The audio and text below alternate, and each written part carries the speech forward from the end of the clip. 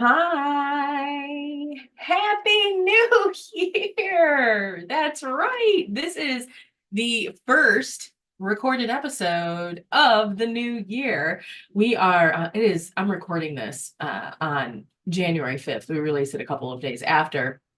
But it is Friday, January 5th. And so when I sat there this morning and thought about what we might talk about, I heard and like screaming at me what we were going to be talking about. And that was, in essence, discipline. We're talking about discipline this morning. Why, as I said, it is the first Friday after the new year. Literally, January 1st was a Monday, which is like awesome because if you were one of those individuals that set a New Year's resolution, you were like, New Year's resolution, maybe it's I'm gonna drop 10 pounds, I'm gonna stop drinking, I'm going to pick up a new hobby, I'm gonna start, spending 5 minutes every day, decluttering my home, whatever it may have been. You may have set that New Year's resolution. And I will tell you, if you are listening to this right now, it's probably maybe Monday or beyond, right? There is a very high probability you've already tossed that baby to the curb. Okay, I forget what the statistics, I've looked it up many, many times, but it's pretty substantial. And, when I sat there with my guides this morning and I was like really disciplined, we're going to talk about that. Why? They said, because today is probably going to be the day most people end up throwing it out. Throwing it out to the curb. And so think about it. Like if you were on a diet and you managed to do it, you're like, I'm eating well Monday, Tuesday, Wednesday, Thursday, Friday. And you're like, oh, well, after work, oh, we're going to have pizza tonight. It's just, yeah. So I am just going to send some extra good juju vibes out for all of you that are listening to this. We're going to go like to the future. We're going to come back. We're going to go. We're just going to like create this really beautiful energy of like not letting go of those New Year's resolutions. Give you some extra luck maybe in that. And I'll share why. And this is why I haven't set a New Year's resolution I really couldn't tell you when the last time was. I honestly couldn't. And I've not really liked them for a long time. And when you start to like look into like the psychology of them and the probability of failure with all of that kind of stuff, it's just they haven't worked. They haven't worked for me, and they don't work for a lot of people. So I think it must have been maybe 2021. I think it was like probably winter of 2021 before the new year. And I was getting ready to write some content and was kind of asking my guides, once again, what to talk about, what to share with my audience. And this concept of a desire-lution came up, right? And I was like, wow, okay. Interesting. Let me explore this. And so I've come to love this concept so much more because, resolutions themselves, I mean, if you think about the energy, when you think about how that word sounds, what it means, like it's very, very masculine, right? And it's not very magical. Okay. So for like a witch, it just doesn't, it's not very magical. And I mean, it just feels very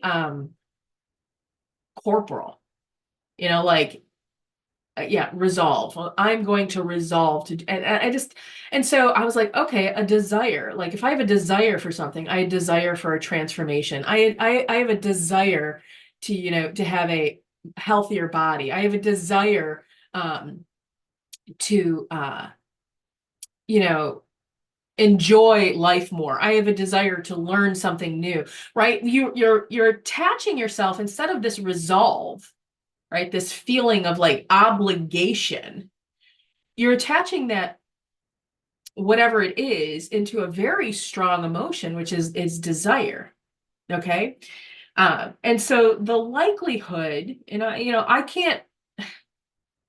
I cannot, I've been doing this for like 4 years now, right? And so I can't say and I've taught it to other people and I've never heard anything like, oh, that didn't work, come back to me. So I mean, I guess this is a surefire way to like bring about and manifest, some big changes in your life, I guess. If you lock into that desire, the probability of bringing it, and if it's one thing, right? If it's one thing, and that's what you're locking into, and that's the emotion. I desire this, I desire that, I desire, whatever that is. Yeah, I just had phenomenal results with it. And so we go all the way back to 2020. It was the first, kind of real big major change and transformation. And I didn't have it wasn't like I didn't have a resolution there. I had a desire. I had a desire to like have a better life, in all honesty. And the way that I did it was through sobriety, right? And so like my word of the year that year was sober. And so I have found that having one word, choosing one word and focusing on that one word in whatever way, shape, or form that you have to, right? It becomes this anchor and this kind of like guide for that desire. I hope that makes sense. So in 2020, that word was sober.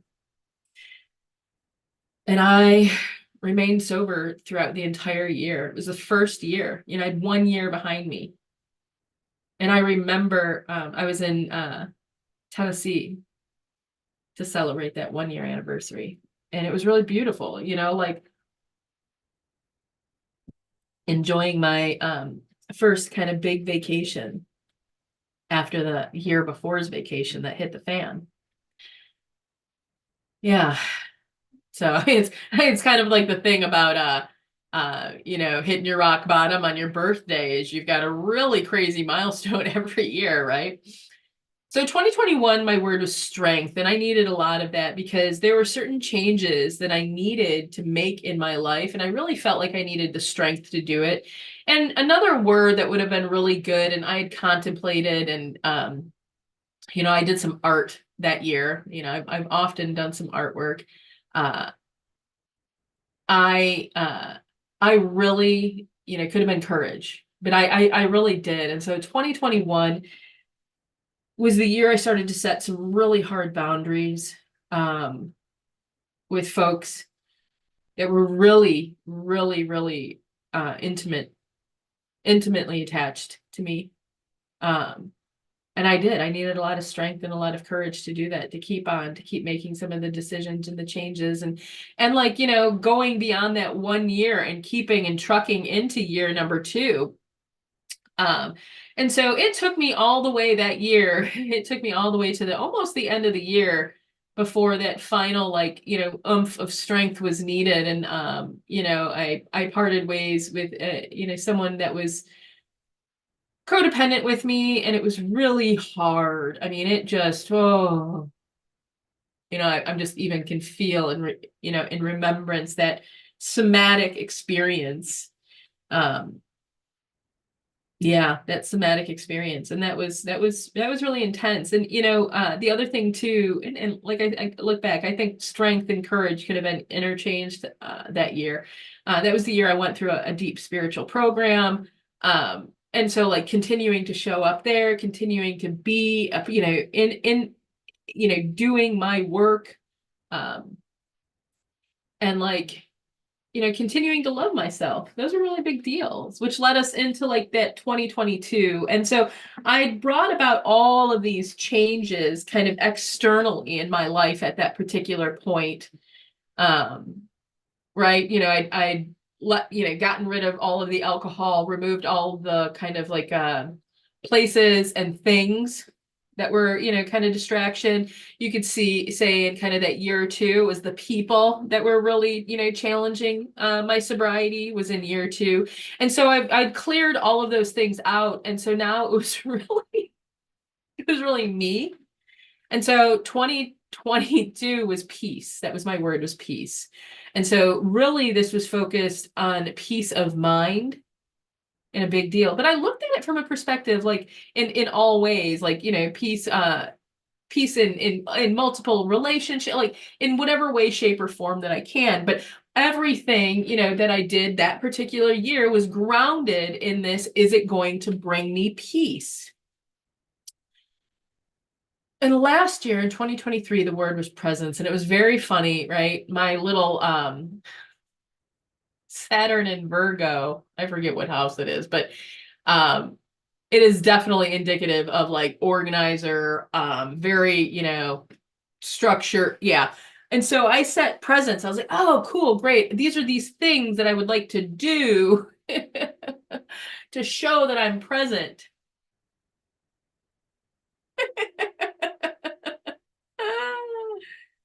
Which I find hilarious looking back that I did this. I mean, of course I did, because yeah, I'm also a recovering alcoholic, and we love to, like, sometimes we fall into our little control behaviors. Um, and so I created this like monthly thing to like fill out, and daily and weekly and all this kind of stuff. And should have been probably more appropriate for this year. Yeah, I quickly threw that one to the wayside. I think I made it like a month and a half of filling it out. Maybe even 2.5 months of filling it out. And finally my guides are like, are you done? Because every single time that you worry about printing a new sheet and filling it out, and you're not living in the moment, you're not being present. Thinking about what you want to do isn't being present. Looking back at what you did is not. And so I was like, oh, okay, cool, cool. Yeah, lesson learned. Lesson learned. Which brings us all the way to 2024. And so this year, I've got some big leaps that I want to make. I want to be able to completely focus 100% on growing the business and making, magic happen in a lot of different ways, like, yeah. And so this year's word is discipline. If you didn't guess, it's a long way of saying that. I hope you're still there.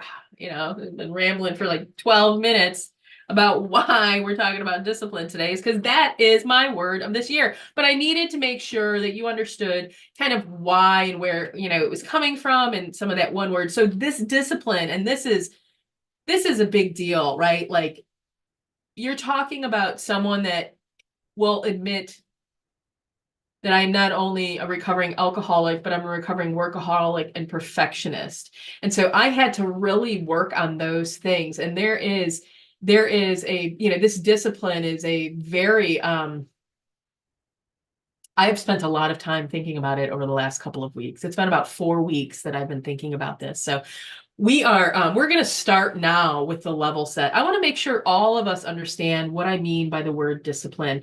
And right, the Oxford Dictionary states that it's a practice of training people to obey rules or a code of behavior, using punishment to correct disobedience, meaning if somebody is not following or obeying the rules, then there's actual punishment and disobedience.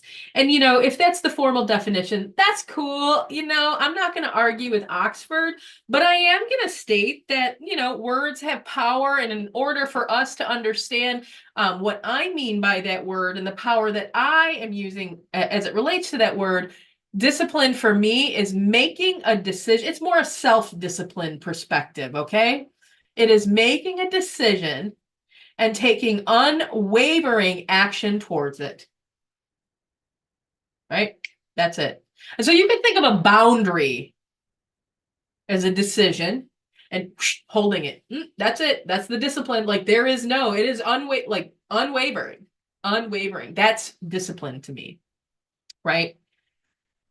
Without punishment, you are just obeying what you've decided. That's it. Right?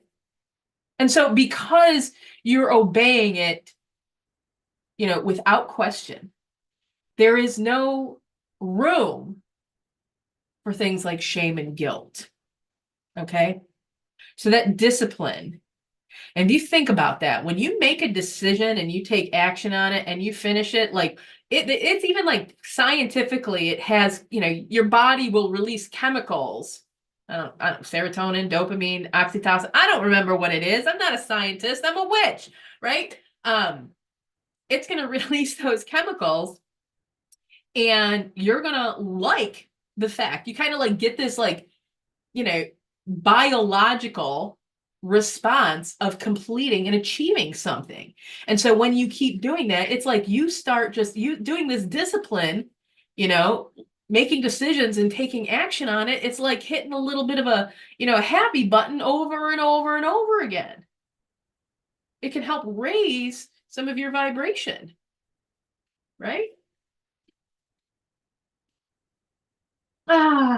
Which as always gets us to the very final part of these little chats that I love to share and have with you guys, or you ladies, or you aliens, or whoever's listening. um, why am I sharing this with you, right? Discipline is an important part of the witch's journey. Okay? Right? And I don't mean like you've got to make a whole ton of decisions and you've got to have some kind of dogma and you've got to have like, that's not what I'm saying. I am saying merely if you choose, make a decision to claim the title of a witch, to say that you practice witchcraft, whatever it may be, if you make that decision, and maybe you even set a New Year's resolution. Maybe you even set a New Year's resolution that said, I'm going to go ahead and embrace more of my own spirituality this year. Okay.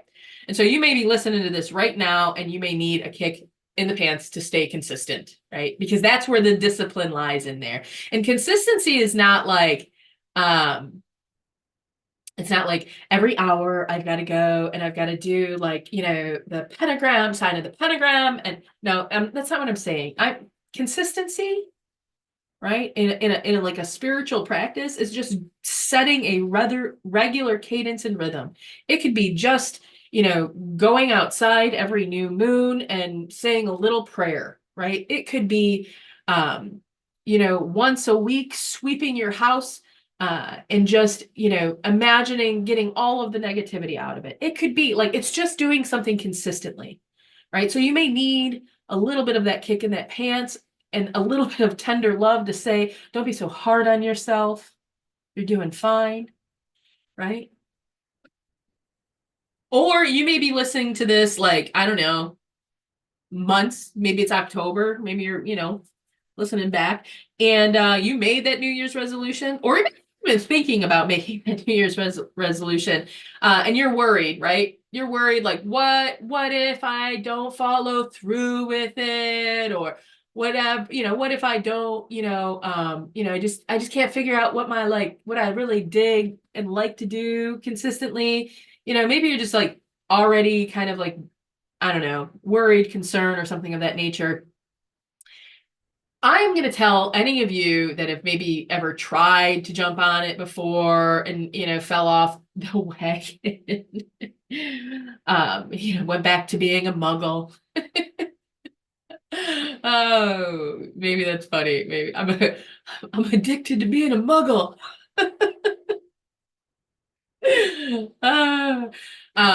There is a saying in recovery. It says, just keep coming back. You can decide to try again as many times as you want. As many times as you want. Just keep coming back. Just keep coming back. Right? So, at the end of the day, though, this is why I say it's so important, why discipline is so important to the witch. At the end of the day, if you have chosen this path, my speculation is you have chosen this path because you know and you believe that this path can lead you to a very beautiful life, lead you to a place that you can begin to reap spiritual bounty, right? You can have almost like wishes come through. You might be able to heal things. You might be able to see things, know things, read about, like, all of this. Right? So if you have decided to step onto this path, right, it is only discipline and the consistency of continuing to try and keep coming back that is going to get you the results and allow you to reap all of that spiritual bounty that is right there for you to take. Right? Consistency opens the gateways, so to speak, to the dimensions or the other timelines that we have the things that we desire. So I do have to put one fair warning here, my dear friends, and that's why I told you that story. There are a number of words that led me down here, right? We've got sober, strength, peace, persistence, discipline is now the word. So one of the things that I had to work through in that year, getting and remaining sober, was my own relationship with shame and guilt. So here is my warning to you, my dear friends. If you are a self-shamer, or a self-guilter, or a self-punisher, right? You know who you are. You know exactly who you are. I would encourage you to work on your relationship with shame and guilt first. Okay? You need to work on it and learn how to release those things. They are very low vibrational energies and they can spiral you into very, very dark places. Okay? So before you focus on discipline, if you are a self-shamer, self-guilter, self-sabotager, make sure that you work on your relationship with shame and guilt. I still have blinks, I call them like, I still have these glimpses, is probably, of shame and guilt that will occasionally pop up, but they are like flutters, right? It's like I was flipping a picture book and it's one of the pages I see it and it goes right by, right? You can work on that relationship. All right. That being said, Happy New Year once again, all of my dear witchy friends. I hope that you had an amazing holiday. I hope that your new year has gotten off to a rocking good start. I know I've got a lot of incredible things planned for this year, and I hope to continue all of this amazing conversation that I get to share with you each and every week. So until next time, much love from me to all of you.